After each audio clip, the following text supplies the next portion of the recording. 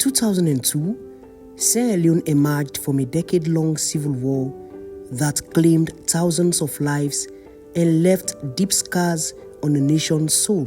The Truth and Reconciliation Commission, or TRC, was set up to help the country heal by confronting its past, promoting justice, and ensuring a future free from the root causes of conflict, including one of the most insidious, corruption.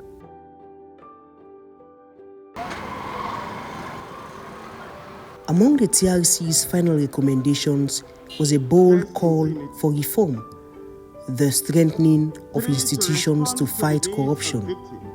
In that same spirit, the Anti-Corruption Commission was established in the year 2000. Well, the broad mandate of the Commission is to take every necessary action for the detection, suppression, and eradication of corruption. So that is provided for in the Anti-Corruption Act of 2008 as amended, which has given the Commissioner and the Commission enormous powers to take all those necessary actions we've been taking in the past 25 years in regard fighting corruption. The ACC's work spans prevention, public education, investigation, and prosecution, stressing the need for transparency, accountability, and institutional reform.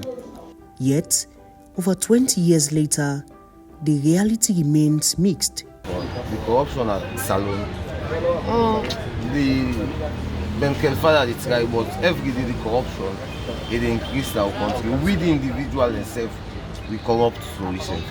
You understand? And when you talk about the police, the soldiers, everybody, especially the police, these guys are very, very, very corrupt.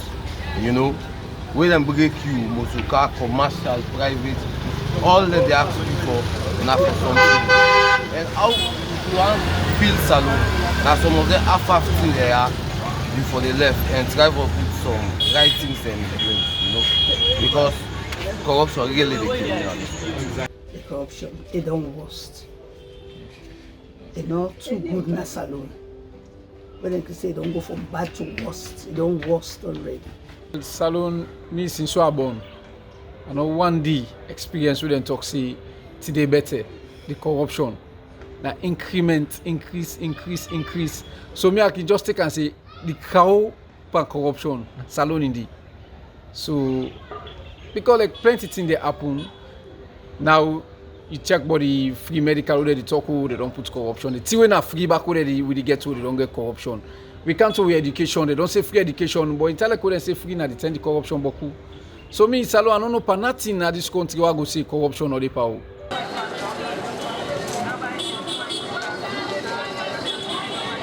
Yeah, so we've come a long way. Like I said, it's no longer business as usual. Some will say it has increased, some will say it has decreased. I will speak on data when I have empirical facts.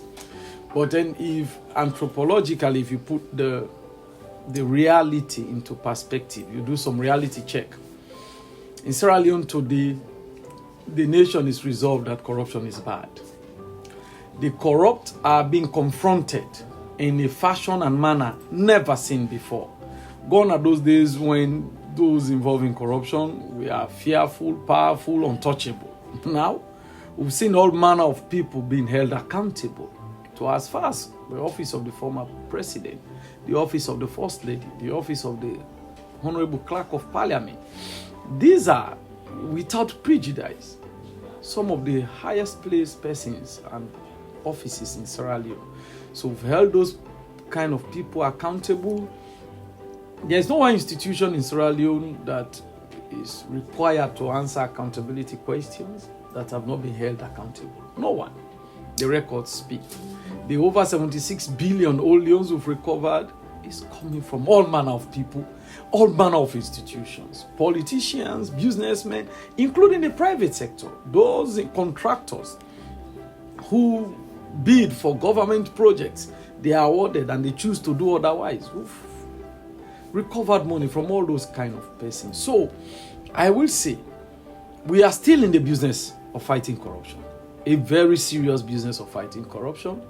I will say for a fact, and certainly so, backed with data, that no one can say safely that nothing can happen. I will get involved in corruption and nothing can happen. We've passed those stages. They know that something will happen, and something drastic normally happens to those who involve in corruption. From political interference to limited resources, the road to reform has been steep. Yet the ACC continues its drive towards asset declaration, creating whistleblower protections, and prosecuting high-profile cases. Let's move beyond the boundaries of governance, politics, and higher private sectors. Do you think the Anti-Corruption Commission has done enough in addressing lower sectors like corruption on campus, students paying for grades, or looking at hospitals when you go to hospitals? Those lower sectors, do you think the Anti-Corruption Commission has done enough to address? Because from there, you move up. Do you think? So it's a continuous process, and my thinking does not really matter. It is in the reality. Again, like I said, let's do reality check. What are our efforts in addressing bribery issues in service delivery? There is no public university in Sierra Leone or tertiary institution that we've not held a minimum of 3 sensitizations. Public, sometimes public lectures. The commissioner himself is there. In these institutions, we have clubs in schools and colleges.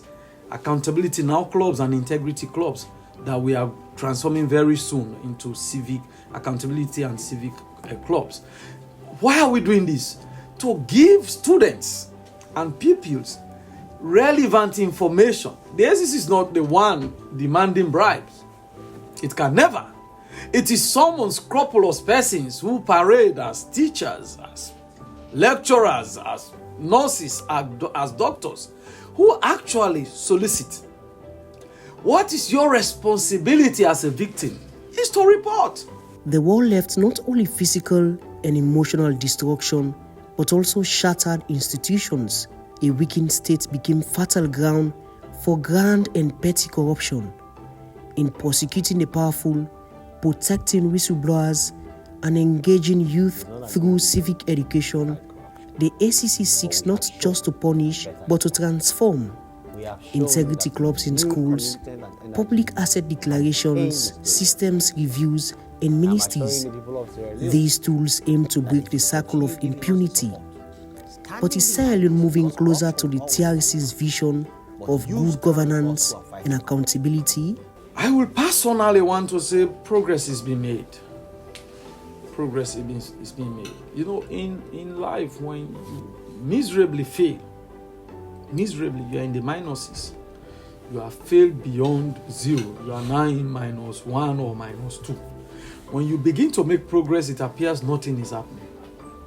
And we can't do this if accountability and transparency are not given their right place in our democracy.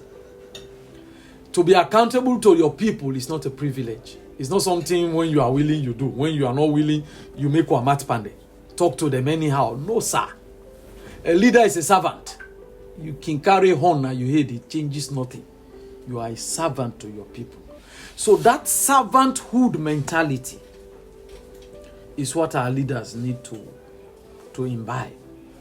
So for me, sentiments aside, and as young people coming up, let's reason. That's the reason why we study hard and go through all these crucibles.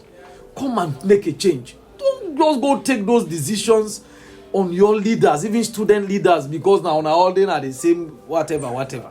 If he's not fit, let him go and wait, sir. Because once you give him the power, you're not able against sir. He now uses the power you've given him the way he wants to. Corruption is a symptom and a cause of weak governance. 2 decades after the war, Sierra Leone stands at a crossroad. The fight is far from over, but with sustained effort, public vigilance, and honest leadership, the vision of the TRC, a just, accountable, and united Sierra Leone, can be realized